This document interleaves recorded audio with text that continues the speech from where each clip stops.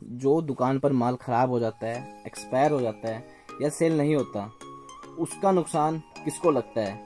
पैसे नहीं मिलते रिप्लेसमेंट के जितने में वो माल उसने खरीदा था। सच्चाई तो ये है, जो रिप्लेसमेंट के पैसे होते हैं ना, डिस्ट्रीब्यूटर को 4 से 6 महीने के गैप में मिलती। रिप्लेसमेंट और एड कटिंग वो सब कुछ हो जाती है, उसमें 20% MRP से ये अपने कस्टमर से कोई चार्ज नहीं लेती। जितने में उन्होंने खरीदा है तो एक्सपायर होने के बाद 6 मंथ के अंदर आपको ये अपने डिस्ट्रीब्यूटर को देना जरूरी होता है। अपने डिस्ट्रीब्यूटर को 1.5% रिप्लेसमेंट का बिल में काट के देखे। सो हर कंपनी के डीलिंग करने के सिस्टम को आप आसानी से मेरी वीडियो से समझ सकते हैं। आज हम अपनी इस वीडियो में बात करेंगे, जो दुकान पर माल खराब हो जाता है, एक्सपायर हो जाता है या सेल नहीं होता, उसका नुकसान किसको लगता है? कंपनी को या डिस्ट्रीब्यूटर को या छोटे दुकानदार को, जो हमारा रिटेलर होता है।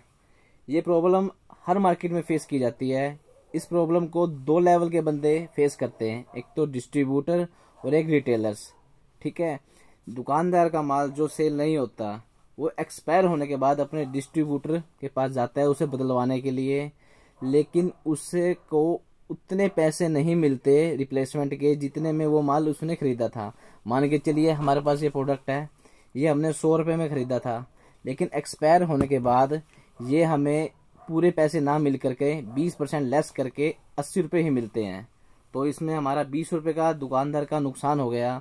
वो नुकसान दुकानदार को लगता है, जो छोटा रिटेलर होता है, दुकानदार होता है।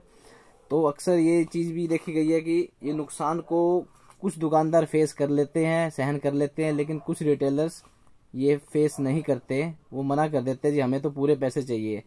तो इस चीज़ को वो अपने डिस्ट्रीब्यूटर से बहस करके उससे डीलिंग बंद कर देते हैं, लेकिन उनको ऐसा बिल्कुल नहीं करना चाहिए। अपने डिस्ट्रीब्यूटर से कोऑपरेट करके चलना चाहिए।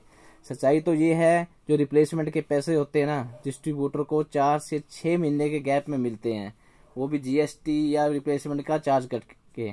ठीक है, तो आपके जो रिटेलर्स है, आपसे उनसे रिक्वेस्ट है कि वो अपने डिस्ट्रीब्यूटर से कोऑपरेट करके उनसे मिलकर चले, बिकॉज हर कंपनी का डिफरेंट सिस्टम होता है रिप्लेसमेंट से डील करने का अपने कस्टमर और अपने डिस्ट्रीब्यूटर से। क्योंकि मार्केट में ना हर टाइप की कंपनी है, local, international, multinational, branded, non branded. ठीक है, हर कंपनी का डिफरेंट सिस्टम होता है।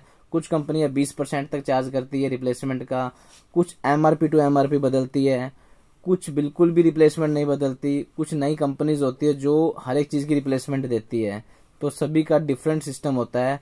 आज मैं अपनी इस वीडियो में आपको 5 कंपनीज के बारे में बताऊंगा, उनके रिप्लेसमेंट के सिस्टम के बारे में, वो अपने डिस्ट्रीब्यूटर और अपने रिटेलर से क्या चार्ज लेती है और किस सिस्टम से अपनी रिप्लेसमेंट बदल के उनको देती है। सबसे पहले है कैडबरी, जो चॉकलेट की फेमस कंपनी है। उसके बाद है ITC, जो आशीर्वाद आटा, मॉम्स मैजिक बिस्किट या डार्क फैंटेसी बिस्किट के लिए जानी जाती है। नंबर 3 पे है जॉनसन, जो बेबी प्रोडक्ट्स बनाती है। और नंबर 4 पर है पूजा नमकीन और रस एंड बेकरी का प्रोडक्ट बनाती है।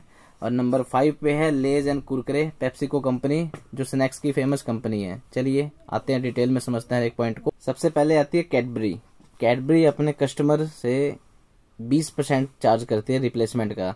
मान के चलिए सबसे ज्यादा बॉर्नविटा मार्केट में रिप्लेसमेंट के तौर पर वापस आता है। ये कुछ मौसम में जम जाता है अंदर से। ये चॉकलेट होगी जो गर्मियों में पिघल जाती है, मेल्ट हो जाती है, जो डैमेज हो जाती है, तो वो अपने कस्टमर से 20% तक का चार्ज करता है।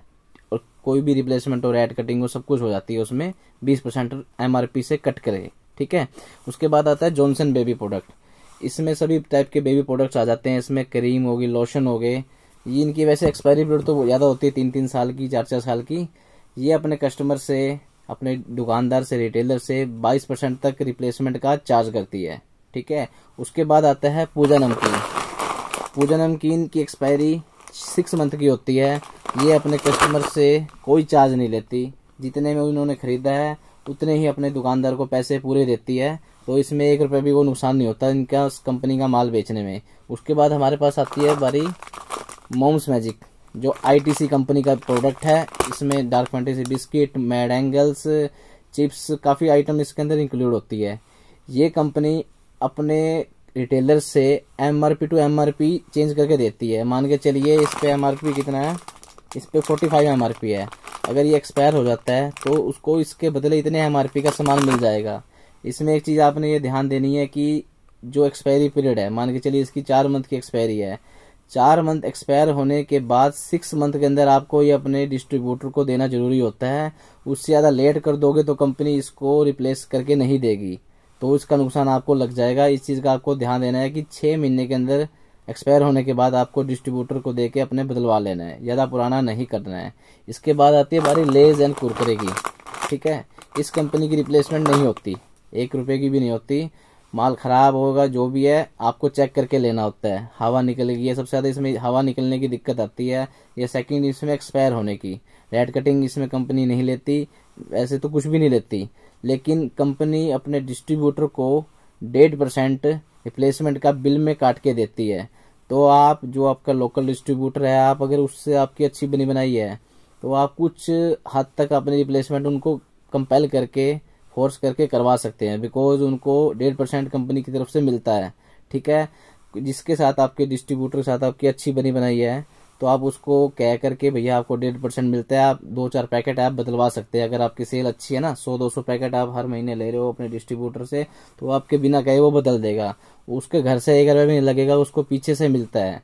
ठीक है, सो मेरा कहने का मतलब ये है कि जो भी माल आप लो अपने लोकल डिस्ट्रीब्यूटर से ही लो, ऑनलाइन या और किसी बाहर आउटर से कहीं से माल मत लो, क्योंकि रिप्लेसमेंट में सबसे ज़्यादा नुकसान दुकानदार का होता है। अगर आपकी अपने डिस्ट्रीब्यूटर से अच्छी डीलिंग रहेगी, बनी बनाई बढ़िया रहेगी, आप अच्छी डीलिंग बना के रखोगे तो आपका प्रॉफिट ज़्यादा होगा, रिप्लेसमेंट का नुकसान जो होता है वो आपको कम से कम होगा। इसलिए कुल मिलाकर के ये है कि अपने डिस्ट्रीब्यूटर से ही माल लेना चाहिए और उनसे अच्छी तरीके से डीलिंग बना के रखनी चाहिए, क्योंकि एक डिस्ट्रीब्यूटर ही है जो आपको अच्छी फैसिलिटी, अच्छी स्कीम्स, प्रॉफिट देगा, जिससे आपकी दुकान की तरक्की होगी।